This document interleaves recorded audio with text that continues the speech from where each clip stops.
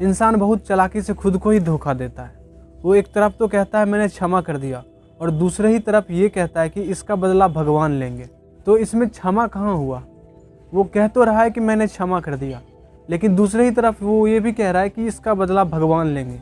तो उसके मन में कहीं ना कहीं अभी भी बदला लेने की भावना है। वो खुद से नहीं ले सकता तो भगवान पे छोड़ दिया है। ऐसा करके वो खुद को एक भला मनुष्य साबित कर लिया। और दूसरे तरफ वो ये भी हिसाब लगा रहा है कि भगवान इसका बदला लेंगे। अगर उसे क्षमा करना होता तो वो ये कहता कि भगवान इसका भला करे, लेकिन वो ऐसा नहीं कहकर वो कहता है भगवान इसको भाला भोंके। सबसे बेहतरीन तरीका बुद्ध का है कि वो कहते हैं कि कोई अगर आपको गाली दे रहा तो वो गाली लो ही मत, वो गाली उसके ही साथ रह जाएगा। फिर आप उसे ये कहकर उसी समय क्षमा कर दो कि ये इसकी मानसिक स्थिति है, ये इसका सोचना है, ये इसका स्वभाव है, अभी इसके पास सही समझ नहीं है इसलिए ये ऐसा कर रहा है। अगर सही इंसान होता तो ऐसा नहीं करता। कोई भी दूसरे के साथ गलत तभी करता है जब वो खुद गलत हो, खुद गलत इंसान हो।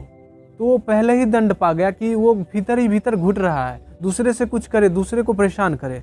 बेचारा खुद परेशान है इसलिए वो दूसरों को भी परेशान करना चाहता है। तो आप ये समझकर उसको माफ़ कर सकते हो कि वो बेचारा परेशान है इसलिए वो ऐसा कर रहा है। अगर उसकी सही मानसिकता होती, सही स्वभाव, सही विचार, सही संस्कार होते तो वो ऐसा नहीं करता। इस पर एक कहानी भी फिट बैठती है कि एक बार साधु नदी में नहा रहे थे और उधर से एक बिच्छू बहता हुआ आ रहा था जो कि डूब जाता।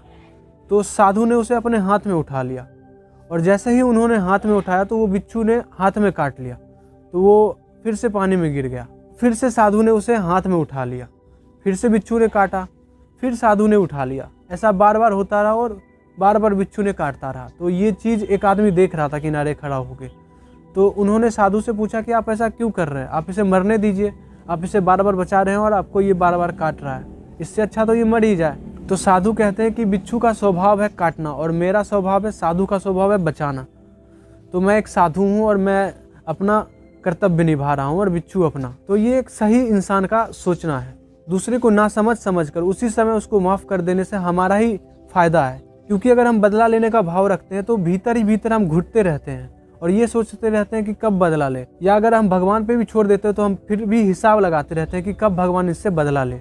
और इस चीज़ को हम बार बार देखते रहते हैं कि क्या भगवान ने उसके साथ कुछ अनहोनी किया या नहीं किया, और करते हैं तो हम बहुत खुश होते हैं कि इसी का परिणाम मिला है, मेरे साथ जो बुरा किया उसका परिणाम है। भगवान का काम जो है उस पर छोड़ दें। आप वो देखे भी नहीं कि भगवान क्या करते हैं क्या नहीं। आपका काम है क्षमा कर देना, और ये काम आप उसको उसी समय कर दें ना समझ के।